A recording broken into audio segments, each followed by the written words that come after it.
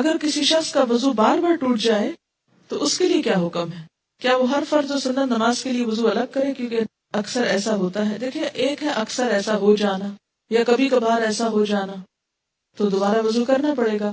لیکن ایک ایسی بیماری ہوتی ہے کہ جس میں انتڑیوں کی خرابی کی وجہ سے، انٹسٹائن کے پرابلم کی وجہ سے بعض لوگوں کے بارے میں آتا ہے کہ ان کو ایسی تکلیف ہو جاتی ہے. میں نے کسی ڈاکٹر سے کنسلٹ کیا تھا کیونکہ اکثر لوگ ایسا مسئلہ پوچھنے کو آتے ہیں. تو وہ جو ایسا پرابلم ہو، جو ایک بیماری ہو، تو اس میں اگر ایک رکعت کی دیر بھی نہیں کسی کا وضو رہتا تو اس میں کیا ہے کہ انسان، یا یہ کہ کسی کو وہم ہی لاحق رہتا ہے، تو ایک دفعہ وضو کر کے ایک نماز اس سے پڑھ لے.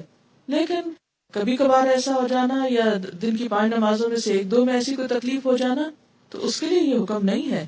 اس کے لیے حکم یہ ہے کہ آپ اپنے کھانے کی ہیبٹس درست رکھیں، وقت پر کھائیں، صحیح خوراک کھائیں، تو آپ کو وضو کا مسئلہ نہیں ہوگا.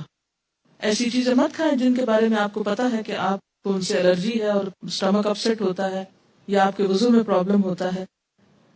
یہ ہر شخص اپنی عادت خود جانتا ہے، اور دین کی حفاظت، نمازوں کی، وضو کی، ان سب چیزوں کی ہماری ذمہ داری ہے. عباد بن تمیم اپنے چچا سے روایت کرتے ہیں، انہوں نے رسول اللہ صلی اللہ علیہ وسلم کے سامنے ایک ایسے شخص کا حال بیان کیا جسے یہ خیال ہو جاتا تھا کہ وہ دوران نماز میں کسی چیز کو محسوس کر رہا ہے، یعنی وہم ہو جاتا تھا کہ اس کے جسم سے کچھ نکل رہا ہے.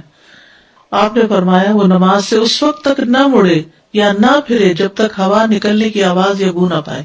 یہ وہمی انسان کے لیے.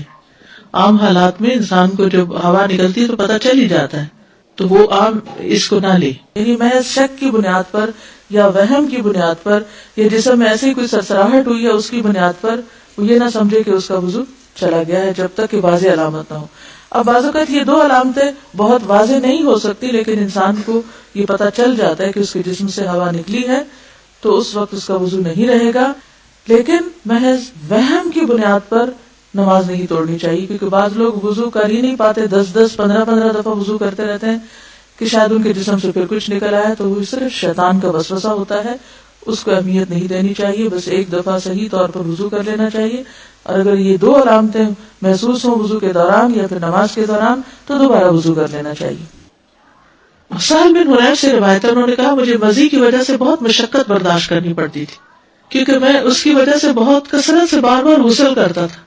ہر دفعہ جب کوئی ایموشنل ایسا فیلنگ آئی اور اس سے جسم سے کچھ پانی نکلا تو میں پھر نہانے لگ جاتا، پھر نہاتا تو بڑی مشکل میں تھا. تو میں نے رسول اللہ صلی اللہ علیہ وسلم سے دریافت کیا تو آپ نے فرمایا تجھے اس سے وضو کافی ہے. میں نے کہا اللہ کے رسول جو میرے کپڑے کو لگ جائے میں اس کا کیا کروں؟ فرمایا تجھے پانی کا ایک چلو کافی ہے، جہاں تیرا خیال ہے کہ وہ تیرے کپڑے کو لگ گئی ہے وہاں چلو بھر کے چھڑک دو، بس. ہر وقت استنجے کی بھی ضرورت نہیں. اس میں آپ دیکھیے کہ وضو ٹوٹنے میں ایک اہم اصول اگر آپ یاد رکھ لیں تو اس میں بہت سے مسئلے حل ہو جائیں. کیونکہ ابھی میں نے اس کا ذکر کیا تو آپ کہیں گے لگوریا میں کیا ہوتا ہے، تو کبھی کوئی اور بیماری کا نام لے آئیں گے، کبھی بواسیر کی بات کریں گے، کبھی کسی اور چیز کی بات کریں گے.